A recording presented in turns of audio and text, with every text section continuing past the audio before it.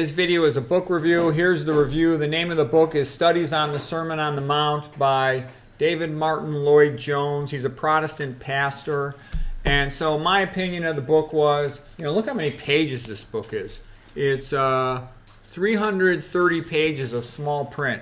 And I'm going to tell you something, I didn't finish the book. I couldn't take it. I got it because I thought maybe I could blow. A friend of mine trained to be a priest, okay, and he's actually a super smart guy.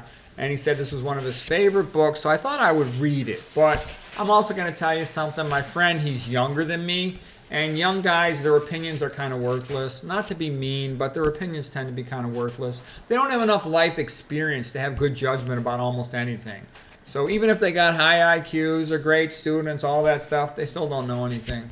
I never seen a good medical lecture in my whole life from anybody less than 40 years of age. And even then, I think a 40-year-old's kind of too young to really give a good lecture. They got to have some gravitas, have seen a lot of cases or something. So when you get to this religious stuff, what I'm trying to say is there's different ways to be religious, all right? I got some like Irish relatives, and most of them, they're just not smart enough to be an intellectual religious person, to talk about apologetics, for example.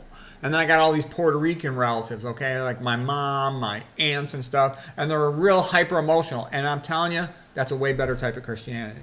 I know that may sound surprising to hear me say that, but it's true. They were always doing all kinds of good things. And there was no need for apologetics. There was no discussion. There was no debate. Christ is their friend, their best friend, their hero. And there's no further discussion, okay? And that's actually better. Because what happens with these Protestant guys is they try to pretend the only thing that matters in Christianity is the Bible, which is not true. The Catholic Church was around for hundreds of years, like over 300 years before the Bible was consolidated. There was a tremendous amount of tradition in the Catholic Church before the Bible. In addition, the Catholics, which were the only Christian religion founded with Christ, all the other Protestants, that started along in 1517. Plus, what happens is they coexisted with pagans for 500 years, from 30 AD to about 530 AD. So they are very used to getting along with everybody. With Catholicism, everybody's welcome. Come on in, join the party, let's have fun. It's way more social. And kind of what am I trying to say here? What I'm trying to say is the Protestants try to just be Bible, Bible, Bible, and they don't like painting, they don't like sculpture. Thank God they at least like music. But you walk into a Protestant church and it's so boring. And then you got to sit there and listen to some preacher. It is true that the Protestants, they allow their preachers to be married so they get better preachers. And the typical Catholic priest is an idiot, an alcoholic, or a homosexual pedophile or something, lowlife, okay, who's just hiding from the world.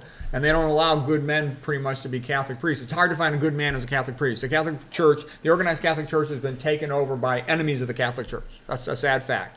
The current pope is the Antichrist, and it can't fix itself until they allow married men, and they don't want to allow married men. So sadly, I think it's going to keep on declining for the foreseeable future. I think the infiltrators of the Catholic Church that run it now are intentionally trying to destroy the Catholic Church. The Catholic Church actually exists amongst Catholic people like myself that want to preserve it, okay? But the organized church itself is trying to destroy the Catholic Church. That's why they don't fire all those pedophile priests, because they want this kind of BS to continue to, destroy the number of people that follow the Catholic religion, okay? Because, like, for me, the Catholic religion is the Catholic religion. It has nothing to do with the organized church. The organized church is just a modern bunch of scumbags that have taken it over. I don't have any respect for them at all. None. Zero. So anyways, let's see. What are a couple things about this book that are worth knowing? That I'm sort of a big believer in the idea, like Christ said, be nice, love thy neighbor, get along with each other, give each other the benefit of the doubt. That what you do to the least of my brethren, you do unto me. My mom was always going around doing all these nice things, She was literally like a modern saint. And she was the greatest example I ever saw. And what I'm trying to say is, that's how you would convert people to Catholicism. People like my mom. She's like the best person I ever met in my whole life. Always doing the right things. Adopting people, standing up for people that were in weak, difficult positions. And I think that's what it should be about. And also, it should be about social. I read Rodney Stark's books about the history of the Catholic Church, and he said what converted people was They saw that it was socially fun, socially pleasant. The people that were Catholics were good. They were nice. They were honorable. They were helping others. They admired them. They wanted to be like them. They wanted to be part of it. That's how you convert people, not by telling them, do as I say or you're going to burn in hell. We're sick of that crap, okay? And I've read thousands of pages of Bible commentary. They're never, ever going to agree on these things. And it doesn't really matter, okay? The word of Christ is always the same. Be nice, help each other, love each other, okay? And so that's good. So anyways, let me get some more of what are the things I'm getting at is, for example, the speaker, he writes in his introduction, he wants his each chapter is a sermon. There's 30 sermons. And he wants them to have an emotional impact immediately upon the reader. So he tells you all that. So he wants you to listen to his sermons. And then he tells you, be humble, have no pride, don't be self-reliant, rely on God.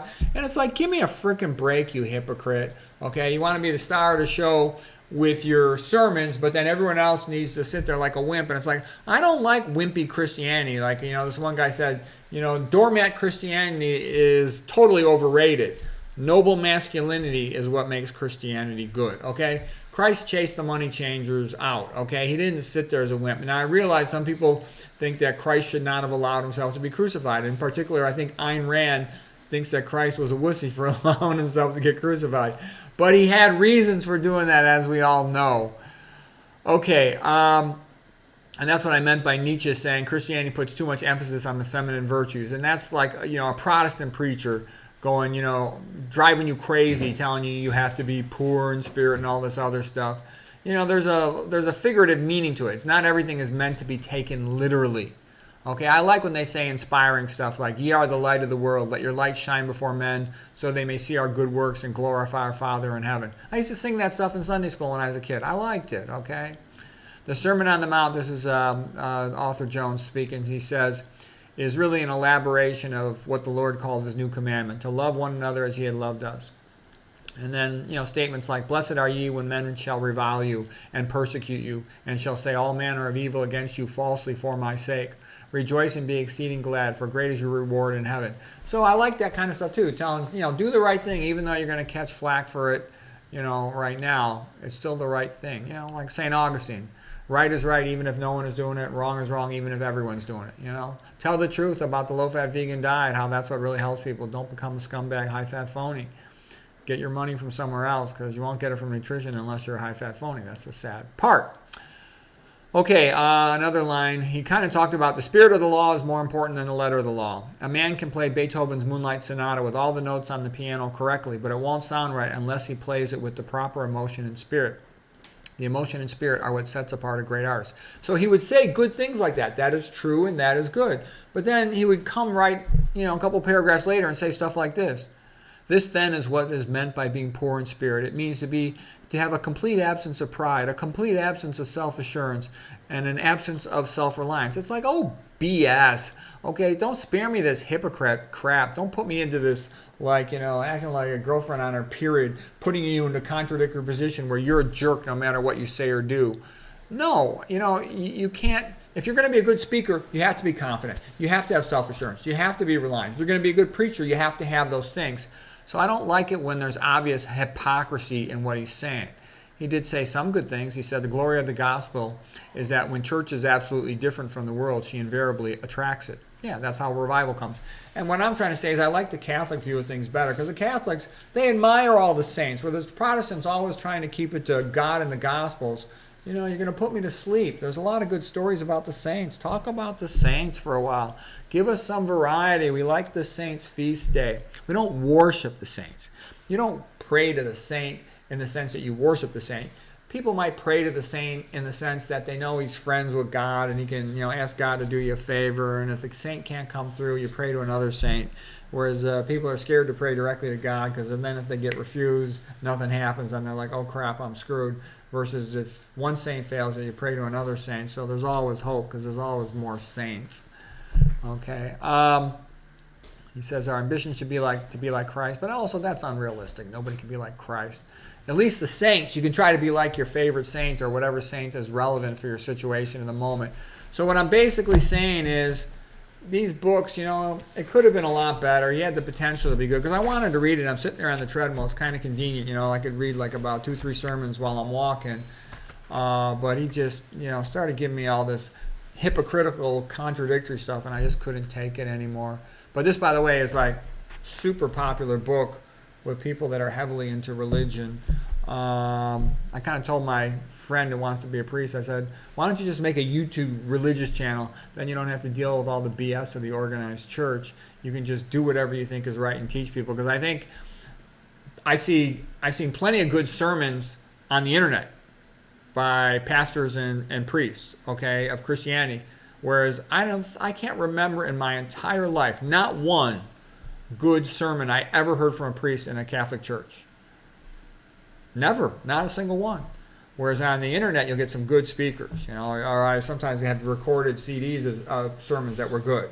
Like I remember this one speaker, you don't break the law breaks you. And I'm like, yeah, that's good, stuff like that. And I've seen other guys have good sermons on YouTube and stuff. So anyways, that's it for this book. I hope you found that helpful.